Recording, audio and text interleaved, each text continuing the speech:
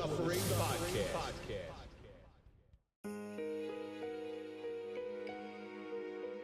Feelings don't knock, they break in, flip on the lights, and forces you to look at everything you tried to keep buried. They tighten your chest, steal your breath, and convince you the danger is real, even when the room is empty. It arrives uninvited and demands you function like nothing is wrong. They thrive in the quiet hours, replaying old wounds and writing worst-case futures until rest becomes another battlefield. Feelings drain your strength while accusing you of weakness, turning survival into shame and endurance into isolation. The longer they linger, the more they whisper that this is just who you are now. What feels overwhelming isn't truth. It's noise with authority. It sounds permanent because it's loud, not because it's right. And every time you keep moving through the darkness, breathing through the fear, refusing to quit, you prove it can stalk you, but it will never own you. I'm Kevin Donaldson, always here with Mike Felice, and welcome to the Suffering Podcast. If you're a fan of overcoming adversity and overcoming suffering, then we're for you, because that's what we do here, and that's the stories that we highlight. So do me a favor, hit that like button, subscribe to the channel, please comment, ring the bell so you can get notified of all of our new content, and now you can join. And of course, follow us on all social media so you can find out what we're up to when we're up to it. On this episode of the Suffering Podcast, a man who I've known by name for quite some time. He was first introduced to me by my good friend Bobby Crudell, and he logs on lives all the time, and he's a big supporter of the show, and he's got an incredible story. And tonight we're going to be talking about the suffering of anxiety with Karl Ross. And, anxiety is one of those things where if you let it get you down, it'll keep you down all day, all night, and forever. Karl, thank you so much for coming in. It is my pleasure and honor to be here. Well, I'm happy to see you. I'm happy to finally meet you face to face and not just Yes. hear the name. But I heard one of the greatest compliments. I'm a football coach. I'm heavily invested into sports. And Bobby Crudell is the best football coach that I know. Okay. And he says you're the best football coach that he knows. Although he'll tell me sometimes he's better than you, but that's him. I take that as a compliment from Crudell. He's a good guy. He knows his stuff. He And, does. it's been an honor to coach for 40-something years. It really has been. Well, that says something that you've been able to do it for 40 years and not get fired, especially in this arena. Before we get into anything, so a big shout out to our marquee sponsor. That's Toyota of Hackensack. We don't trust anybody as police, but we certainly don't trust anybody as podcasters, but we do trust the guys at Toyota of Hackensack. So if you're looking for a car, go to toyotahackensack.com. Also tell them the Suffering Podcast sent you. So Karl, each week we take a question from our audience. This question comes from Riley Snake. And this is kind of a general question, and it can go so many different ways. It says, what does pain and suffering mean to you? Because I think pain and suffering means something different to everybody. So what's it mean to you? Pain and suffering is such a wide, pain and suffering, with your kids, you see it with your kids, and you suffer when they suffer.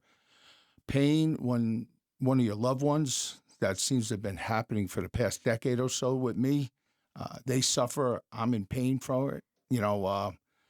Pain and suffering. It's a great question. There's so many different answers to it. With me personally, it's when something consumes me, and I can't get it out of my mind, and it just aches at me, and then it comes back at the weirdest time, and it starts bothering me again. And a lot of it is stuff that I can't control or someone can't control. But even in the happiest times, you can have pain and suffering. I think it's the one constant. You know, they always say that there's a couple constants in life. You're going to be born, you're going to pay taxes, and you're going to die. True. I believe in there they should put you will experience pain, you will experience suffering. I think it is a universal attribute to the human experience. But I just put out a post about this, and one of the things about pain and suffering is when you're about to be elevated, when you're about to go to the next level of whatever you're involved in, you don't get crowned right away. You get broken first, okay? And then you have to, and what that break does is it allows you to see all the weaknesses that you have in your personality and fix them. And then eventually, once those weaknesses that the pain and suffering has revealed, once those weaknesses are fixed or mitigated or you overcome them, then you can be crowned to the next level. And so pain and suffering is as essential as the air we breathe. It's as essential as the love that we feel for my children. It's going to happen to everybody. So if it's going to happen to everybody, you better get good at figuring it out. The thing with that also, you can't let it overcome you. You can't. Defeating you is one word, I guess, but you can't let it control everyday aspect of life. You have to understand it's always going to be part of your life. And the thing you can't let it do is consume you to the point where it alters your everyday aspect of life. If you do, it's defeated you. It can't happen. I think a lot of times with pain and suffering, we try our best to run away from it. No. You got to face it head on, and that's the only way you're getting through it, because it's never going away. No. All right? You got to deal with it now, because what happens? You run away from it, it grows, and the next thing you know, it's too big for you to handle. Nip it in the bud. We were just talking about that off air. You got to nip it in the bud. Correct. So Riley Snake, thank you for sending that question in. Keep sending your questions in, and we will try to get them on the air. And while you're at it, why don't you go to thesufferingpodcast.com, check out some Dented Ace coffee.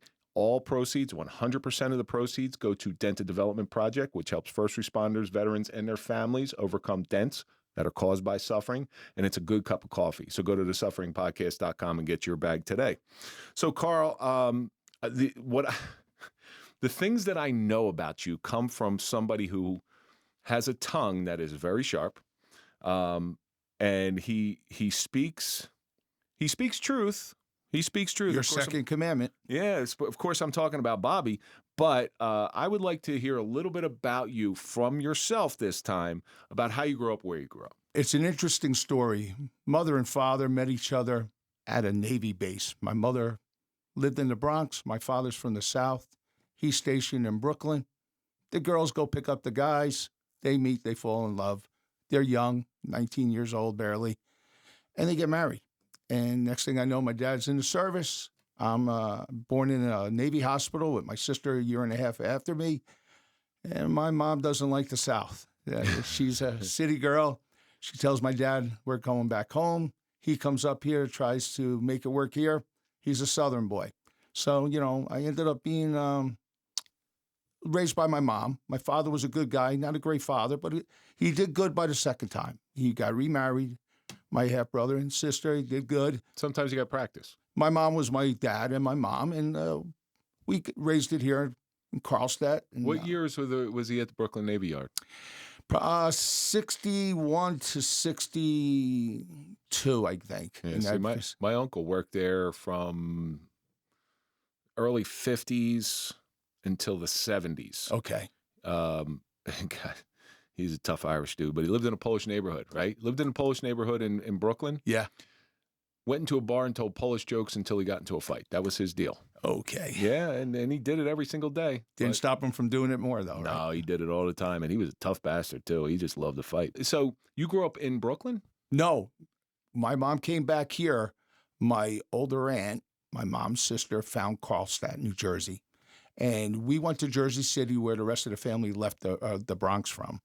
And she found Carlstadt, and we went over to Carlstadt, and we were here ever since. Boy, that's tough growing up with a name like Carl in Carlstadt. That's listen, I can't imagine some of the stuff you heard.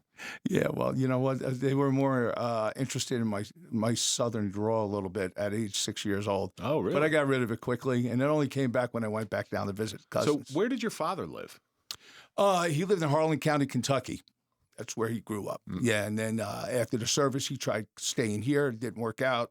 Went up to Chicago and hated that, and he went down south to Texas and lived there for the rest of his life and passed away. So you know how somebody is a true Southern person? Yeah. They're from counties, not towns. Yeah. He's from Harlan County. Harlan County. You know, it's from Hazard County. Yeah. Right? Yeah. That's how you can tell somebody is a true Southerner. They don't say towns, they say counties. Yeah. Yeah, it's crazy. And Carl Lee and his brother, Donnie Ray, they always have three names. They all have three names in the South. So do political assassins. Yeah. Oh, boy. Lee Harvey Oswald. Yeah. You know, Mark David Chapman, all those people. All the assassins have three names. So growing up, sports, academics, troublemaker, what were you like? Yes, no, and yes. Sports, yes. Academics, got by because of sports. And troublemaker, yeah, troublemaker. You know, your typical teenage troublemaking stuff, though. nothing crazy. But back then, you got to understand, in the 70s, you ever see the movie Dazed and Confused? Sure. Okay, well, that's a true by whatever the word is, of what it was like back then. If you were a sport head, pretty much hung out with the other crowd at the same time. And it was just the elements of life back then. It was great. So being a cop, I always, I'm a child of the late 70s and mostly the 80s. Yeah. It was a different time with policing. It was a different form of adjustment. Correct. You get caught screwing around doing teenage things. Mm-hmm. You get a smack in the head, or you get taken home to your parents. I'd have rather gotten smacked in the head because I knew it was there. It was done right then and there. And guess what? I most likely didn't do it again. I might have done something different, but I didn't do that again because I got caught. And there was no judicial system. There was no DIFUS. There was Child Protective Service. There's none of that shit. And I lament for those days because I don't think it was the worst thing in the world. Obviously, some people abused the system, which is why those things were put into place. But I don't think it was the worst thing in the world to have a little curbside adjustment because it kept kids on the straight and narrow.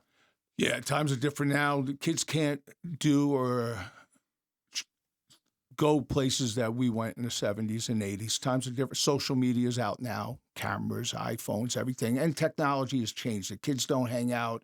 When the whistles blew at 8 o'clock at night, it was time to go home. Yeah. You go at 8 o'clock at night, there's no one outside now. It's rubber band so far the other way. I just heard this from my son yesterday. He's a football player, and they put eye black on, right? Yeah. You can't have anything other than a stripe. Correct. All right? No war paint, no nothing. Anything more than that, you are considered in blackface. I go, what?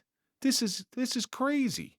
There is one kid, and I know who he was. He came, and he actually was in blackface. So I was like, damn, dude. We've had kids have to come out of the game after the first play. Because when you have 72 kids in the locker room, you see one or two slip by you. You don't see that they have their face painted. Come out after the first play. What happened? The ref told me to get out. I have to clean my face. So it's true. Yeah, that's crazy. It's going a little too far. Yeah. Another topic, another day. Yeah, listen, Braveheart did it, so why can't we do it? Yeah. His was blue. That was different. So in high school, what kind of sports did you play? Where were you into? Basketball, baseball, and football. Basketball was a side, for fun. I love my football and baseball.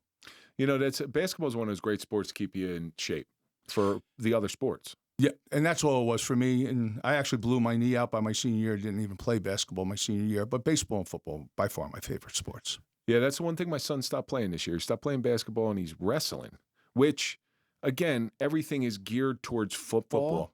And he's a lineman. So when he said, I'm not real keen on him rolling around on the ground with dudes, but that's his thing. I love him just the same. As long as he's not a Yankees fan, I'm good with that. Biggest thing is he's playing sports, though, because everybody in today's era are one sport athletes, and that's not good. No, and it's not good. And with wrestling, at least, he knows this.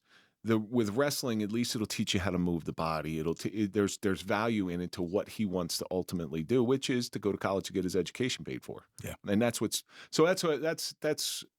sports with you. When you were playing sports in high school, was there a purpose to it? Did you think you were going to go further, or was it just something you enjoyed? No, with me, it was something I was enjoying.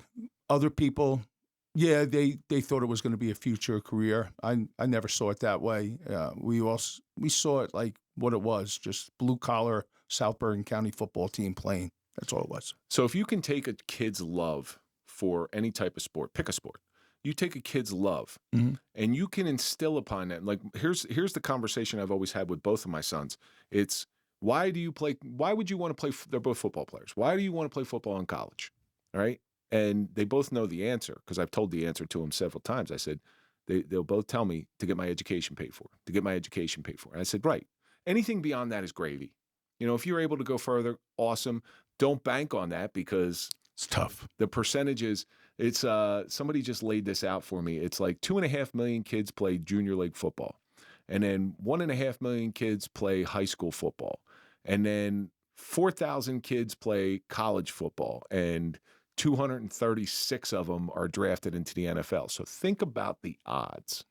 The odds are so small to go further. And I know enough professional football players, and they'll all say, especially the retired ones, they'll say, you know what the NFL stands for? Not for Not for long. long. Yeah, and that's so it's a dream. It's a good thing to work for to keep them on point and everything like that. But you also have to temper their reality so they don't become too disappointed. What I like to tell my kids, the ones that are going to go to college, is the most important aspect of college. If you have that dream, that's fine. The connections you're going to make in college. Oh, yeah. Whether you're joining a fraternity, a brotherhood, whatever it may be, and just playing football, your parent meeting someone else's parent, and the connections that they have. You'll find your future, life may be based on who you were playing with in college or what alumni was there before you. And that's where the real connection is for those kids that go to college. So for careers. The connections in sports in general, football it's its own monster. And that's why my love for football has always been there, because I tell people very often, I tell my kids this all the time, that I played baseball, basketball, and football. I can't tell you a handful of people I played baseball with. I can't tell you a handful of people I played basketball with. I'll tell you every single person I played football with from the time I was 7, I would say at the 90% rate, from the time I was 7 until I stopped playing at 22. I can tell you them all, and I still keep in contact with a lot of them, 40 years later, because football is one of those weird things where you're just around each other all the time for 4 months, 5 months out of the year. You're going to, especially at the high school level with the summer camps and the voluntold summer camps. That's all you do. And so they become your family. Yeah, baseball's always been my favorite sport. Always been. Always will be. Football is in a breed by itself. You're talking about 4 or 5 months. We started weightlifting right before Christmas. We started our weightlifting for football, and we go in at 6:30 in the morning. If you're playing other sports, you lift with your other sport, but if you can come with us at 6:30, so it's team building. Yeah, that's what it's all about. But see, they never had that when we were in high school. No, not at all. I don't even know how old you are, Carl. I am 63. You're 63, so you got 12 years on me, yes, and sir. I'll happily tout that statistic. But they didn't have that stuff, and I had Tony Woods in here. Tony Woods, Seton Hall player. Yeah. And great guys. First round draft pick. But when he went to Pitt out of Seton Hall prep, they tested him on, you had to do the test with 2 1/4. Sure. And first time I went into college and they tested me on 2 1/4, thankfully I was a gym guy, so I was okay with it. But when Tony went into Pitt, they put 2 1/4 and he got it once. And he goes, that was the last time I was ever embarrassed like that, because at that time when he played high school ball, they didn't have the programs that they have now. They didn't see the value in weightlifting the same way. So it's a positive thing. Now, some of the rules they're putting in football, I'm not in total agreement with, but I understand that football is a violent game, but it's always been a violent game. Always will be, though. But it shapes the future of young men like no other sport. No other sport shapes the future of young men like football. So what happened after high school? After high school, I met a sophomore in high school. I had just graduated. She was going into her junior year. Wait a minute. You're 18 years old, sophomore, 16, 15 maybe. Yeah. What's going on here, Carl? Well, this could be a different episode. Are you ready to enhance your skills and provide the best care to those who need it the most? I'm Kevin Donaldson. I'm Sherry Alsop. Our trauma-informed training is here to help, and we've been traveling across the country delivering this essential need to departments and organizations of every size, shape, and makeup. We come to you with on-site training so you don't have to worry about travel or scheduling conflicts. This isn't just a class, it's an interactive experience. You'll learn directly from subject matter experts who teach from a victim's point of view, putting you in the shoes of those who have experienced trauma. This approach allows you to understand trauma on a deeper level and to better serve the individuals you work with. We'll guide you through new interview techniques that prioritize a victim-centered approach, ensuring safety and empathy in every conversation. And for those of you in law enforcement or other fields, our training includes post-credits, giving you the extra added value and recognition for your commitment to professional growth. We offer references upon request to show just how effective our training can be. Don't miss the opportunity to improve your understanding of trauma and make a real difference in the lives of those you serve. Get in touch with us today by going to sherryalsop.com and let us bring trauma-informed training to your organization. Together, we can make a lasting impact. I went to a football game, and I ran into Nancy at the game, and we decided let's go out. And then who would have ever thought that, 42 years later here, 47 years, 42 years married, 47 years later, we're still together. But after high school, I met Nancy. I joined the fire department right away. I wanted to be a volunteer fireman. That's what a lot of the young guys were doing in our small community. We only have 6,000 people. In Carlstadt? Yeah. 6,000 people in Carlstadt. But yet we have the most firemen for the past 50 years per size out of any volunteer fire department in the area. What was it about the fire service? It was a stepping stone. If you wanted to be a police officer or you wanted to get into the DPW,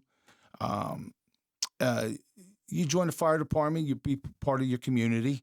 Get your name out there. Get your name out there. Exactly.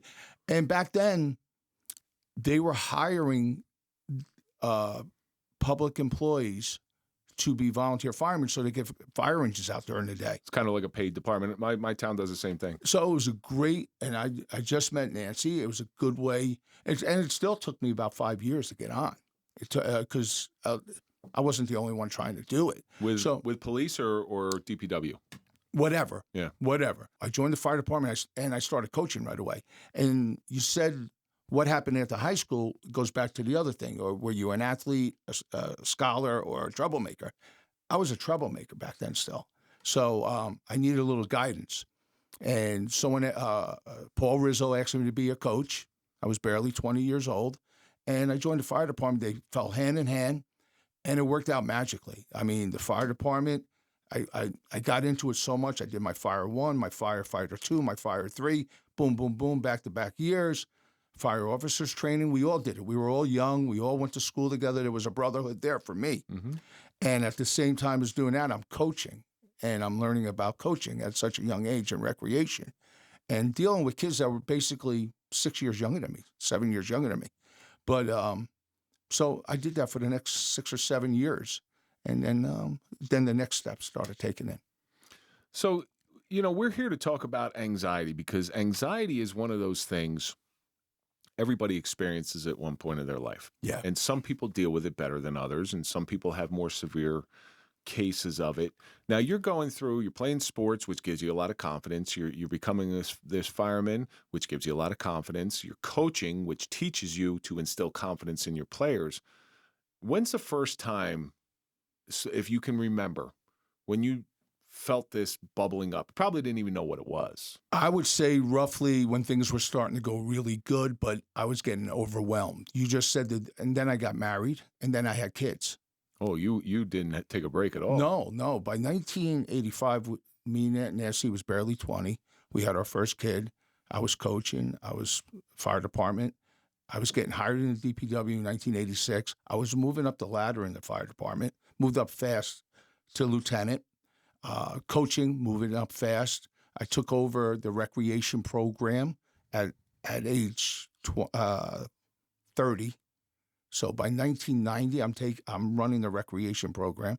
I'm a captain in the lieutenant in the fire department.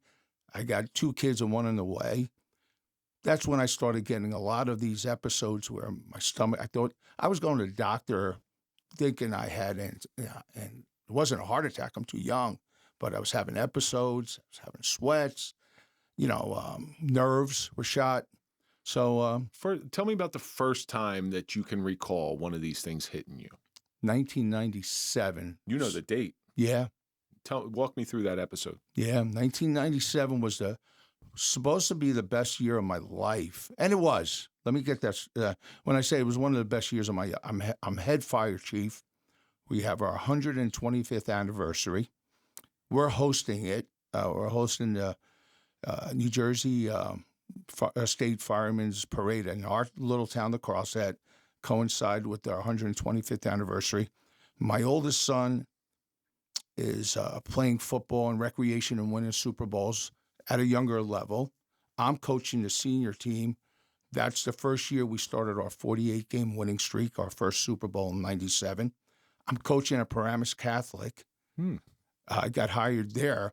I got hired as a freshman coach there that year. I was so excited. So now I'm coaching recreation, and now I'm coaching at Paramus Catholic.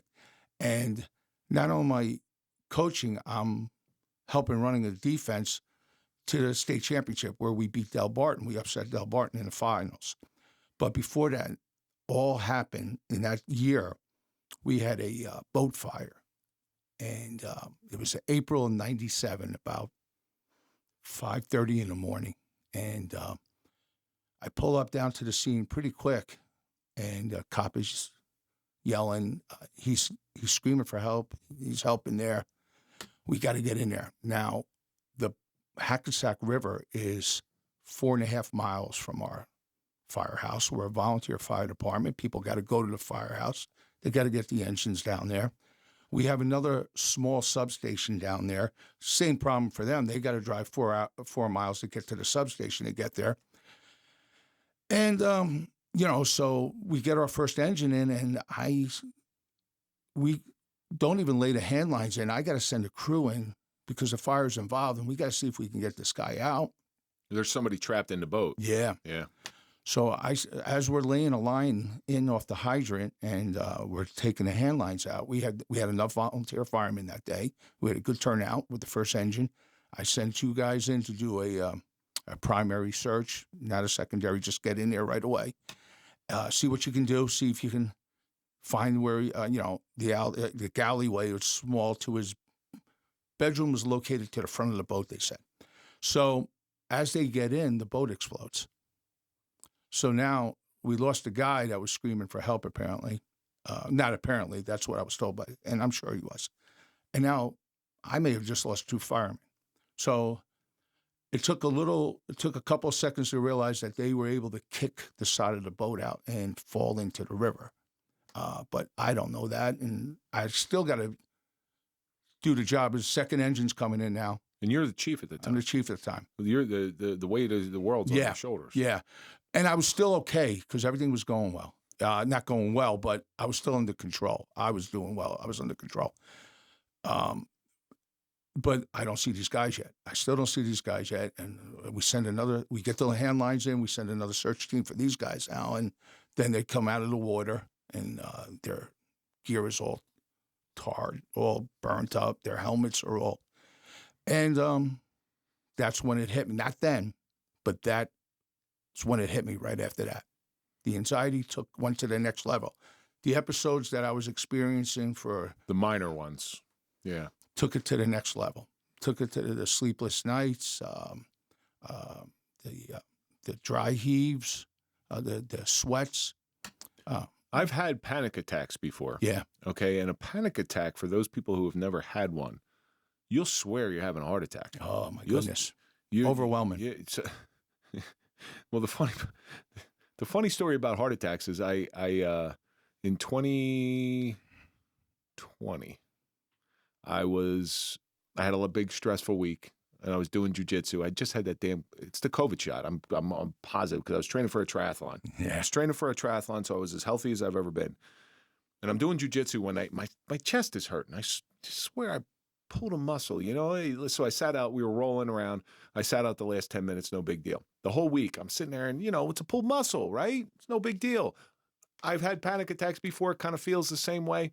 Well, this happened on a Monday. On a Sunday, I said, you know what? Let me just go get checked out, go to the hospital. And the doctor comes back and says, yeah, you had 2 heart attacks. My troponin levels were elevated. Wow. I swore to God he was going to come back. You pulled a muscle or you had a panic attack. Nope, I had 2 heart attacks. As healthy as I've ever been. But it feels like that. Like because it was a very similar experience. You swear up and down. You just go through your body physiologically. And it's a psychological issue. But your body, the physiology in your body will just take over. And the next thing you know, you're out of control. Yeah. I went to the hospital twice with episodes thinking they were heart attacks. Once in an ambulance and once Nancy took me up. And both times, everything was fine. EKG was fine. Everything was fine. And that's when we started realizing I was having, anxiety attacks and, like you said, panic attacks and all. But it was weird because even when I found out what was going on with me, it never happened. And to this day, it's much different now because I can control it and I know it when it's coming on. But back then, I didn't. It would happen leading up to something. like before my games, and my players wouldn't know it. You can't show that stuff as a No, coach. and people used to always wonder why I never went on the team bus.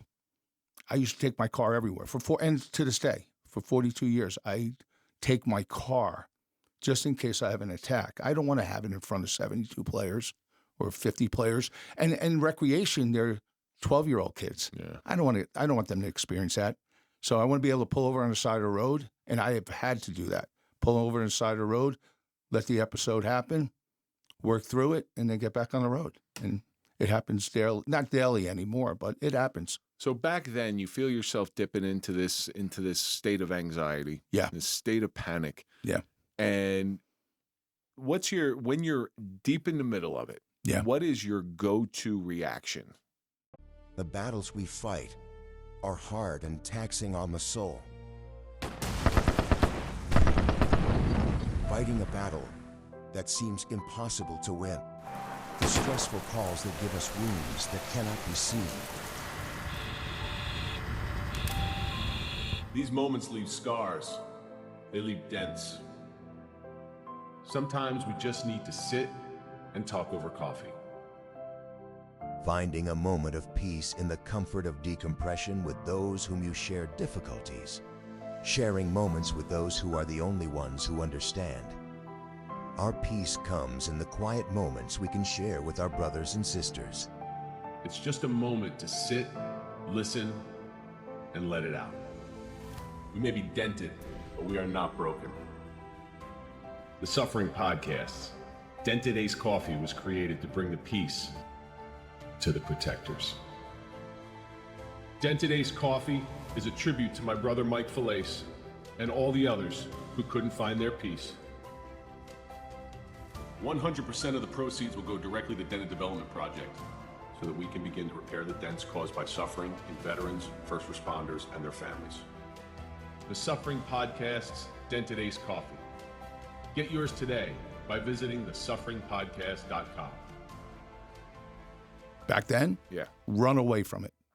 And how would you Deny it. How would you deny it? You would just try to white knuckle through it? No, the fire department carried me for a couple of years for my 25th anniversary so I could retire. Mm-hmm. I stopped going to, I went to false alarm calls, ADT waterfall alarms. But when we had to work in fire or something, my hands would just start shaking again. And I would just know there was going to be an episode that was about to happen. Being this guy who's been a fireman now, Macho guy, Mr. Egotistical. Not me. This ain't happening to me. But I'm sorry, guy. It had to beat you psychologically. Bad. And what's going on inside your head when all this, you can't control all this stuff? How do I admit it, and how do I get help without looking like not my image? Yeah, well, it breaks down your ego. It's an ego thing, right? Absolutely, 100%. Makes you feel weak. Yeah. I've had them. Makes you feel vulnerable. You're like, how many guys, like guys are going to come out and say, yeah, I had a couple panic attacks. But when you have one, you're like, holy shit. The psychosomatic effect on your body is crazy. Yeah. That's where the raised cortisol levels here, and that's why guys, especially guys with panic attacks, you see them, they'll carry more belly fat because they have all this stress. The stress hormone cortisol will dump into their body, and the next thing you know, they become, it's a self-fulfilling prophecy. You feel unhealthy while you're having them, and that panic attack will actually make you more or less healthy.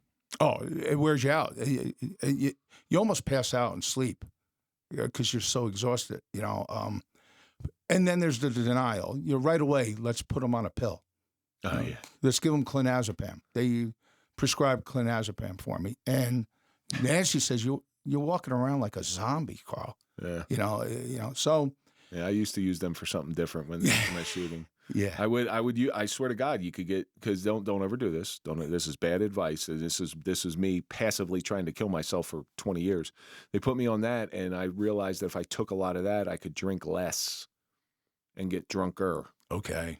And very, very bad. Until one day I just had to, put down the alcohol and put down that. And I, to this day, I still have a bottle.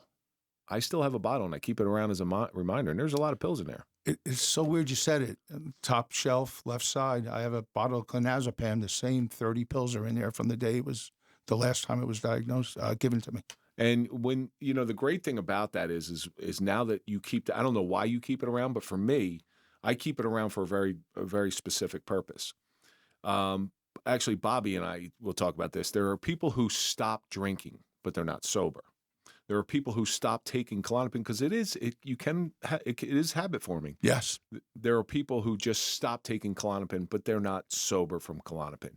They're dry drunks. They're dry addicts. And as soon as the shit hits the fan, they go right to it. I need to be able to have that alcohol, that bottle of Klonopin sitting right there, knowing that I have access to it, but not wanting it. That's when I know I'm past it. So how long did you take Klonopin? Oh, I got off it pretty quick. Yeah. Got off it pretty quick. I didn't like the way I was feeling. I didn't trust myself around my kids or on the job. Sometimes I'm on the tree truck. Sometimes you're on the garbage truck. Sometimes you're on the stump machine. A lot of mechanical stuff. I didn't trust myself on it. I couldn't operate on a daily basis with it. So I just kind of went my own way. Nancy asked me, and I finally agreed to go see a therapist. And that helped. I got to admit it helped. I'm not a big therapy guy. I wasn't. I was apprehensive about it. But just from this aspect of a stranger and opening up to them kind of helped me a little bit. It did. It not to the point to where it was going to cure it, but at least I released it to someone besides my own wife who had to deal with it every day. The most masculine thing a guy can do is ask for help. That's Correct. the most masculine thing because it makes you check your ego at the door. Yeah. Yeah. But, it's either you ask for help or it's going to make you ask for help and it's going to humble you on its own. So it's better for you to humble yourself. Correct. Yeah. So you get off of Klonopin. Did the attacks they were still coming? Oh, yeah. Yeah. I learned how to deal with them, but I started working out more. And I think that helped a lot. I started running. I started doing distance walking. I got back into lifting a little bit. I found alternate methods to try to, and I could feel them coming on a lot of times. Walk me through what it feels like. Not so much dizzy. With me, it was like I'm a little lightheaded. Maybe I need some water. A little, how your hands get a little clammy sometimes. You feel like, you get a little cold. You could just feel it coming on. I'm sure other people will give you other different descriptions. That's what it was like for me. But I knew something was about to happen that I would, you don't want to hyperventilate. You don't want to get to that next phase. But you just knew something was coming on. So I would do something exercise-wise that would help me to alleviate what was about to happen and get my mind onto something else. As it was starting to decline. As I saw it coming on, you mean? Yeah, as you felt it coming on. Yeah. That's when you put something into action. And I'd work through it. And it was successful for me. And then all of a sudden, it was gone. I was not so much gone, but it wasn't there anymore. Life was quieter. Things were going. I was done in the fire department. I was settled in with the DPW. Football was always my constant. But football has a way of keeping your mind busy. It sure does. You can't count any anxiety in football. There's too much crap to think about. Yeah. I was head coach for years, and you got different balls in the air. Which coach isn't going to be there? Which coach is having a problem with this coach? And it's the administrative stuff that's outside of the kids. But being a coach, seeing what the kids every day, I think a lot of that was my therapy. Well, they ground you. Well, and also, what are they going through in life? You saw it firsthand. If someone was having an off practice, you got to remember there may be a reason from that had nothing to do with football. Who's in trouble in school? Which teacher was getting a hold of you about this kid? So there was other areas that were keeping me busy, maybe to offset that a little bit, and they just kind of died out a little bit. And then boom. You're one of the success stories that actually beat this anxiety. Were you ever diagnosed from a therapist? Oh, yeah. Yeah, she, well, at first she diagnosed me with ADHD. I mean, everything's ADHD, you know. It's a catch-all. I go, no, I'm not hyper. I don't have that. No, you know. But she goes, well, there's something going on with you. These attacks are happening too consistently. But again, they didn't subside altogether. They never went away after things calmed down. But I was able to deal with them. They got worse again after. How long was the relief period? 2000 and I'm going to be exact here, around 2005. Yeah, about 2005 to about 2014. You're probably feeling on top of the world. Things are back to normal. Yeah, things are going good. Finally, I'm a man again. My kids are all married. Well, not all of them. My kids are graduated college. One of them's got married. The other one's got a successful relationship with a young man that she knew since 8th grade, danced together. My son joined the Navy. So things were nice and fine. Everything was fine. Then you had an event happen, which sort of reignited everything. Yeah. Why don't you talk a little bit about that? 2014, my sister gets diagnosed with 5 tumors, brain cancer and lung cancer. Your sister? My sister, my younger sister, 1 year, 2 months, and 11 days younger than me. My sweetheart, Cheryl was her name.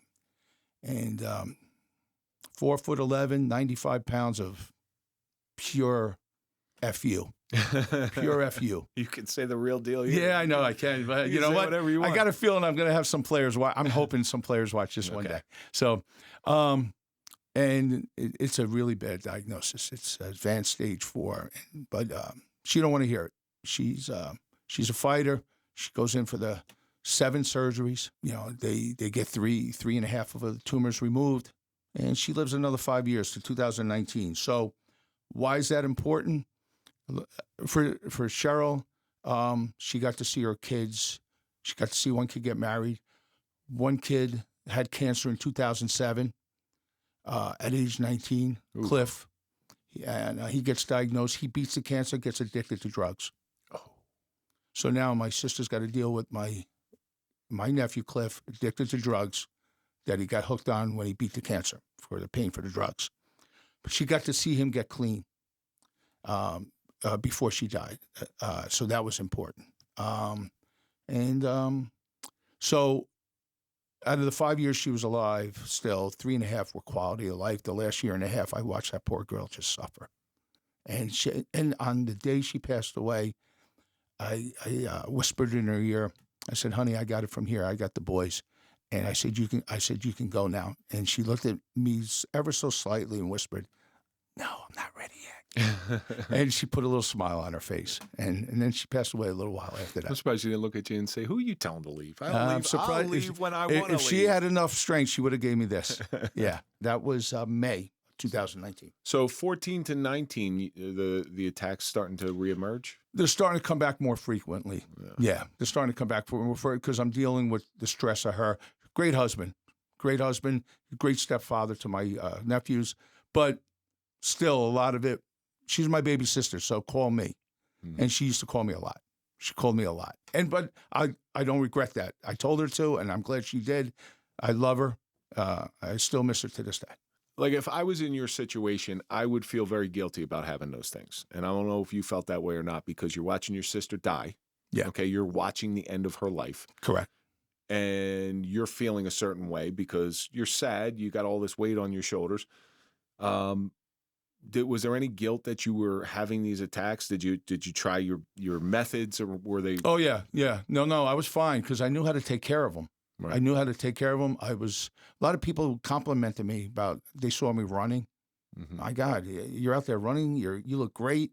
They don't know why. And I just put the face on. I said, yeah, it's time to get in shape again. And so I'm doing all the things I'm supposed to be doing to get rid of the anxiety attacks. But that's why you don't see a lot of athletes having bad anxiety disorders, because so the endorphins and the norepinephrines, they help guard against all that stuff. It gives you purpose. It's the sedentary lifestyle that really brings on that stuff heavy duty. Right. You know, and the fact that you found that early on in order to mitigate these problems, it's really a blessing. It is. But as long as you understand that it's not a cure because it's going to keep happening. And it goes back into the story we're going to get back to later, because right when my sister passed away in May and we're at a funeral, I'm looking at my stepfather and he's losing weight. And I said, Pops, we got to get you checked. I'm fine. No, we got, but he was losing weight for a couple months. He goes, I'm fine. He already knew something that he didn't want us to know, because he was worried. My mom and me were worried about my sister. So he's got pancreatic. Oh, boy. So now my sister dies in May. My stepfather dies in August of 19. Oh, my gosh. Yeah. Well, pancreatic, like that's one of it's like a death sentence. Oh, it hit him within 6 months. Yep. Yeah, I think he got diagnosed and said, they are dealing with Cheryl. I'm not going to put this on them. And, he was in the best shape of his life. He was blowing 8-inch snowstorm that February or whatever it was. We had an 8-inch snowstorm. He's 86 years old, and he's blowing the snow with a snowblower. I said, Pop, G-Pop, they call him G-Pop. Wait till I come over. I'll get it. By the time I get over there, he's putting the snowblower away. He's one of those type of guys. Oh, if he knew you were coming over, he'd get it. He'd go out 2 hours early. Oh, he didn't want help. Yeah. He's too prideful. He didn't want help. So anyway, Clark, he passes away in August, and then my mom gets diagnosed with cancer. Man, you're getting like the whammy here. Yeah, I mean, a month or two later, my mom gets diagnosed with breast cancer. So it's like, oh man, this is not. And so now the attacks are there, but I can't let anyone know. Nancy knows, my kids know, but the other people don't know. So, how would your family go when they see something like this? They know you're in a way. They know you're having a little bit of anxiety going along. What would they do? My kids, your kids, or Nancy. My kids are grown up. They were not afraid of me. They were afraid to talk to me about it. Really? Not because of them. I had this relationship that I always regret. I was never my kids' friends until they became adults. I was their father. I don't regret it, but I didn't have to be so hard on them. When they became adults and they got to adulthood, then it was time for us to become friends. And it took a while for that to happen, though. And great friends with them, but they didn't know how to deal with it. They were apprehensive about bringing it up. I think they were worried about me looking vulnerable to them. You said it before, egos. So they never really talked to me about it. They talked to Mom about it, but not me. Nancy, she just laid it right out at me. She had no problem telling me like it is, or you have to talk to them, or you have to talk to them. And I wasn't about to do that. So there was a little disconnect there. Well, your support system is important in these times. I didn't know that, though. But a lot of people don't. A lot of people who are in your orbit don't know how to deal with this shit. So they may react negatively. I've had people in my life where if I get a panic attack, or if I'm feeling anxious about something one way, they'll get mad at me. And they don't understand that that's like the worst possible thing you can do. Yeah. Because now not only am I dealing with this anxiety, I'm also dealing with getting yelled at or being in the middle of an argument, and that's not a good thing, because then it just spirals. Correct. It magnifies it. Yeah. And at that time they're starting to magnify more. So now my mom's diagnosed, and everything's going all right, though. She's 78 years old, she's a strong woman. She's got some health issues with her lung, though. So she's got one bad lung, and she was on oxygen for a while. They got her off it. Her pulse ox went up. They got her off it. She was a smoker for years. And so they got her strong enough. We got her pulse ox up over 90 again. She was exercising. And then that was in 21. No, that was in 20. That was in 19. In 20, late 20, she gets diagnosed with, it came back again in the breast a little bit. But then when she goes to get the breast done, she has to get a chest x-ray for the procedure. They find it in her lung now. So it metastasized. So now we have to deal with that. And it's not operable because that's her healthy lung. So they can't remove the lung and then go with one lung, because that lung is only working at 47%. So they decided to try an immunotherapy program with good results. It shrunk the tumor down tremendously, but in doing so, it gave her something called pneumonitis, a form of pneumonia, and it just destroyed her whole system. And she ended up passing away from that. And that was in 21. 19, 19, 21. 3 in a row. 22, quiet year. 23, I get my diagnosis. What were you diagnosed with? Kidney cancer. Whoa. Went to the doctor because my prostate numbers went up. So my PSA numbers, right? Yeah, my regular doctor says, "Oh, we're okay." But I had a good friend who had dealt with prostate cancer, and I said, "I don't like this number, though." He goes, "Go see my guy, my urologist." So I go see his urologist. Great guy. His kid plays for Bergen Catholic. Okay. Football player. So we're talking more about sports than we are my health. So he goes, "No, your prostate's good. Your numbers are high. We'll keep an eye on it every 6 months. You have an enlarged prostate. You're good. While you're here, you're my patient. Let me go check your bladder, and let me go check your kidney, because I'm a urologist." He goes and we do an ultrasound right there in the office. Comes back in the room. He goes, "You got something in your kidney." He goes, "Could be nothing. Could be scar tissue. Could be anything. But let's go get an MRI." We get the MRI done. Sure enough, I've got a mass in my kidney. So, me being a coach, I wanted to hit it head on, and him understanding where I'm coming from. He goes, "Well, here's a couple options." He recommends a radical nephrectomy. A partial nephrectomy. So it's where they cut a small piece of my kidney out and remove it. Boom, everything's great. No radiation, no chemo. Anxiety attacks are getting worse, but I won't take the medicine. But we go from the day I was diagnosed to the day he confirmed it to the day I went to the cardiologist. We're talking 2 months' time to get it out of my system. You're cancer-free. You're good to go. So I go for my 3-month checkup. I get my oncologist at John Thurl Cancer Center. You're good to go for 3 months. Good to go for 3 months. I go back to the urologist for a 9-month checkup. How's everything going at Hackensack? Everything's great. I love Dr. Alter. Great guy. Team is great. He goes, "Let's check your PSA." Calls me back. He goes, "Your PSA is up to 3.1. I said, "That's not good, is it?" He goes, "No, it's not." He goes, "You got to go for a test." Comes back, I have prostate cancer. So now I'm dealing with the prostate cancer and all the options with that, radiation, chemo. He goes, "Let's go do what they call a Gleason test." It tells you the score. I know exactly what the Gleason test is. Well, needless to say, mine comes back high. Yeah. So he goes, "I can't tell you what you do.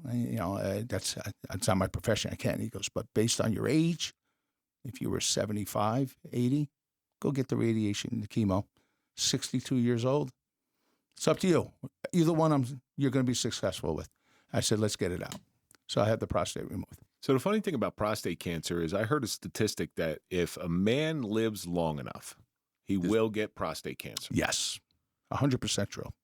Yes, you won't even, some people die with prostate cancer. They don't even know it. That's listen, 82 years old, 83, I'm good. Oh, yeah. I'm good, man. I don't want to deal with that. I got the kidney and I got the prostate and I get the triple whammy.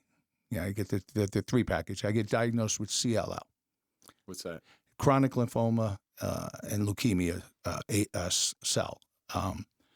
I have a gene that is. Did you piss somebody off? I tell you what, that's what happens, right?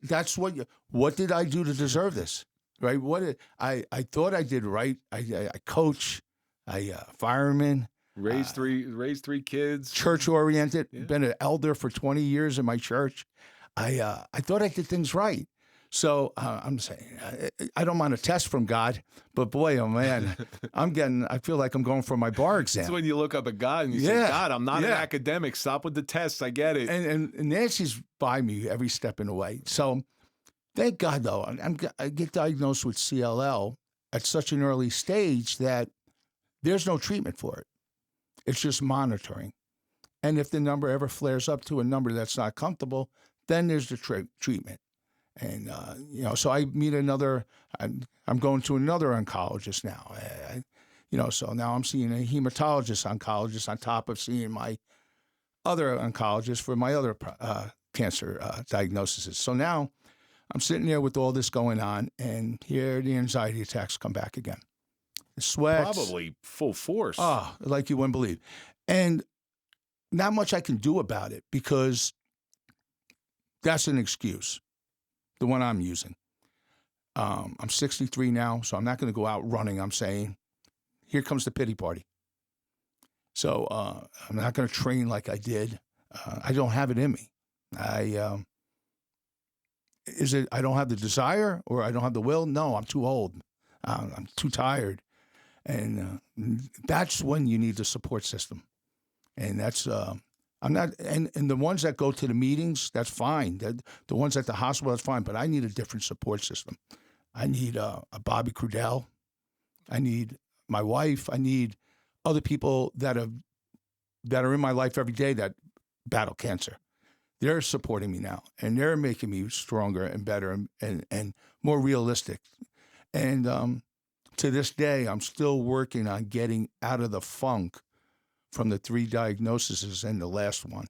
So it's a never-ending struggle, and you just can't let it beat you, though, because to this day, it almost beat me again, and I beat it, the peaks and the valleys. I just you have to realize that the peaks are beautiful. The sun is gorgeous. The setting of the sun's good. The valleys, they don't have to be bad. They don't have to be bad. There's some beautiful villages in the valleys. That's why I keep people like Bobby around me, right? So I know if the shit were to hit the fan and Bobby and I were hanging out doing whatever we're doing, I know he's going to, number one, make me feel better because he's going to be so wildly inappropriate that I'm just going to go, my God, dude, some of the shit you say. But nevertheless, he'll always tell me what's going on. He'll give me the truth. He'll give me honesty. He'll tell me if stop feeling fucking sorry for yourself. You know, oh, yeah. He will tell you that in a heartbeat. And that's the way I operate. And not everybody operates like that. Some people need to be coddled a little bit more. That's not me. Correct. And that's why, I'm fortunate to have the people in my life that are in my life. But, that excuse that you were telling yourself where you're too old. How did that work out for you? Oh, not good at all. I got it. My kids are not afraid to talk to me like they were the first time. Right. My kids, my oldest will tell me, Dad, this isn't you. This isn't you. There's no pity party here. You raised me this way. So I'm going to give you what you gave me the first 20 years of my life. You're not going to get pity from me. You got to get your ass in gear, Dad. You got to get on the treadmill. You got to get back out.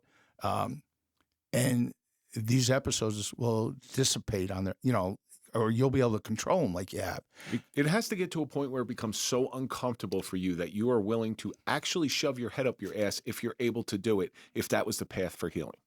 Correct. All right. And did it get to that point where it was just so uncomfortable? You know what? I don't know, because I think I'm still there. I'm still there, Kev. It's so weird that I'm coming on the show because the episode started right before they started a while ago, but they didn't go away even right when you called me to come on the show. I mean, they were coming back again, more frequent.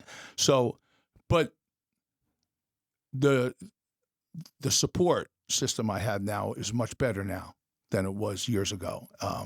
And even like there's a councilwoman in town. She's been dealing with cancer for 9 years. She's one of my biggest supporters. She's been through the ringer like you wouldn't believe, and she doesn't let it stop her. But she tells me, you know what, Carl, I go through the same thing you go. I go, I don't see that. She goes, well, I don't see it in you. So, what goes on behind the closed door, she knows what I'm going through, and I know what she's going through. And I think that's helped me that, I'm not the only one going through this. And you're not the weakest man in the world. Like you're telling yourself. So the problem with anxiety, right? Yeah. Anxiety in general, it's this thing in the back of our head that tells us lies and we believe them. You're weak. You're not good enough. I got you now. And it's lying to you because it doesn't have you. If you allow it to get you, it will. Oh yeah. It will. Yeah, it does. And it still does. It still does.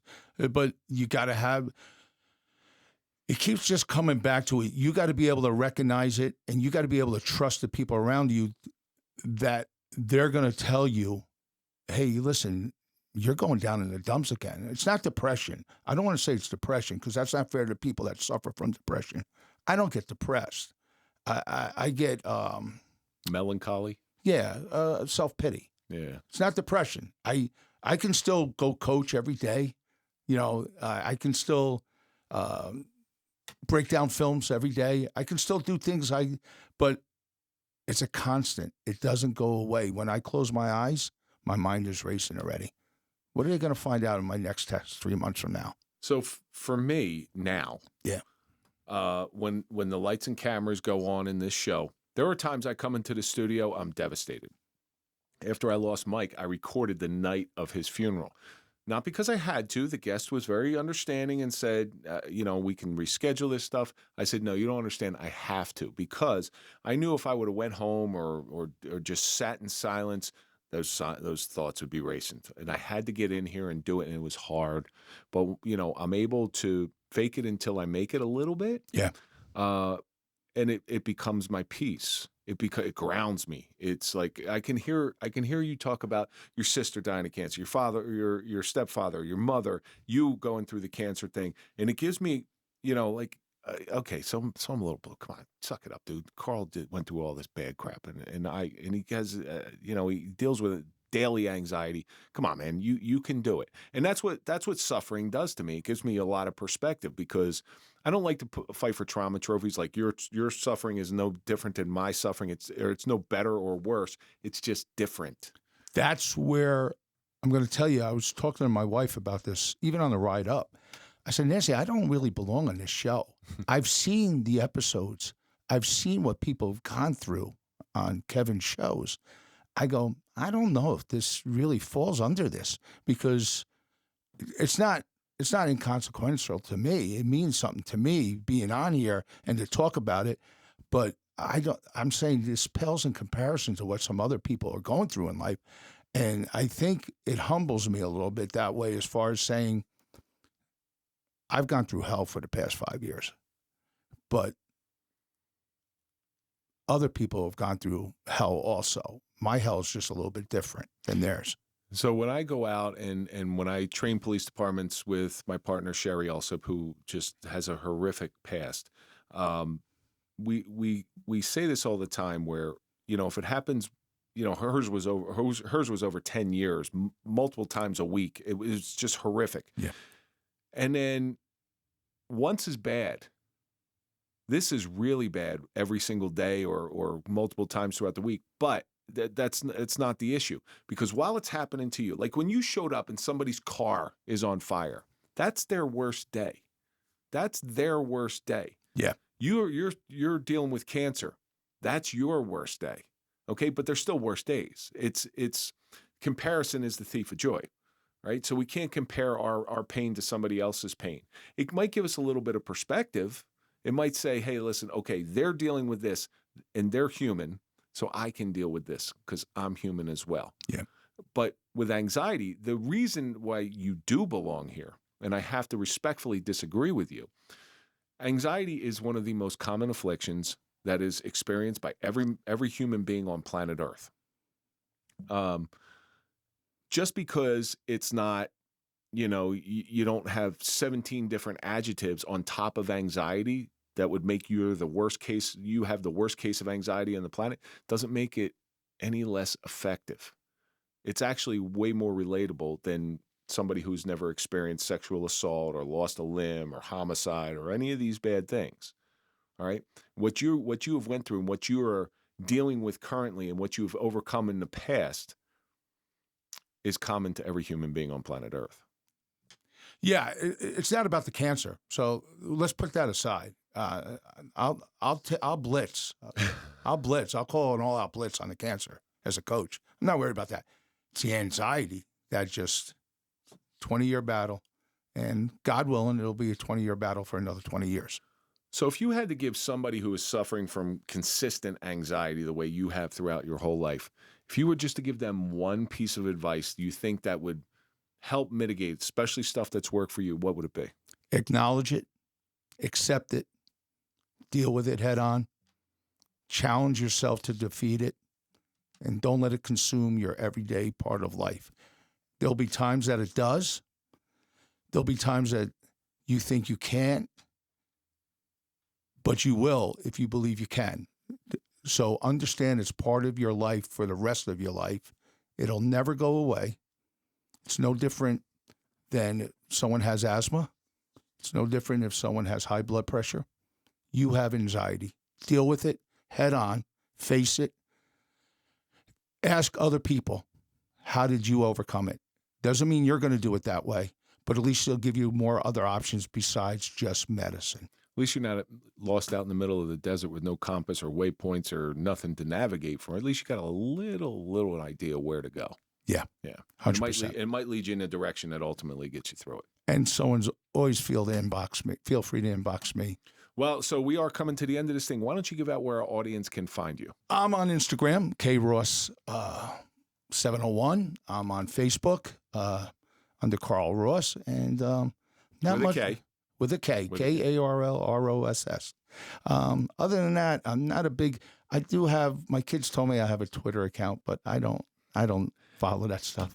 One of the main reasons I started a Twitter account is for colleges for my kids. There you go. That's all it is now, and I got that from Bobby. But I have instant messenger, and you know what? I'll answer anybody's questions. I'm open about it. And if you can't find Karl, just reach out to the show, and we will definitely get you in contact. So, Karl, we are coming to the end of this thing here, and I always end every single show the same thing because I believe that suffering, pain and suffering, just like we started the show, is the greatest teacher on the planet. And we all learn something. And if we didn't learn something from our suffering, what a wasted opportunity. So you pick one. The cancer, the multiple cancers throughout your family, the anxiety that went through it with being a fireman, with having kids, with having all these different responsibilities of coaching and being there and present for your players.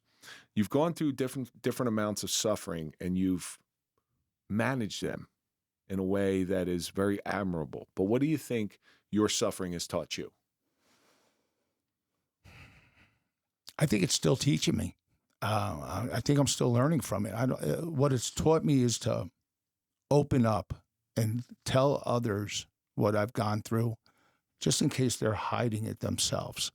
And with me personally, and I'm hoping they watch it, I didn't know Coach Ross went through this. Man, I got some shit going on in my life. Maybe he'll understand where I'm coming from.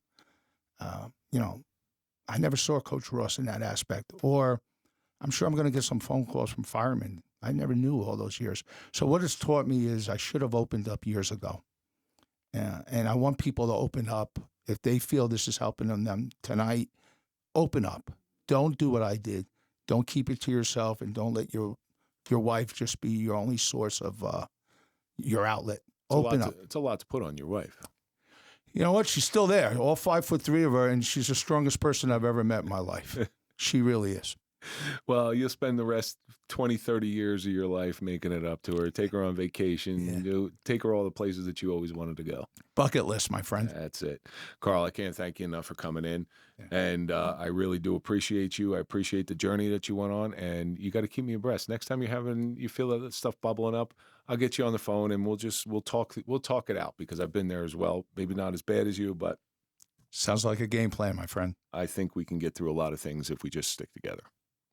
And that's going to do it for this episode. Don't forget to go to popple.com, put in the code TSP20 for a 20% discount on your digital business card. But first, before we get into where we can find each other on social media, let's think about all the stuff that we learned.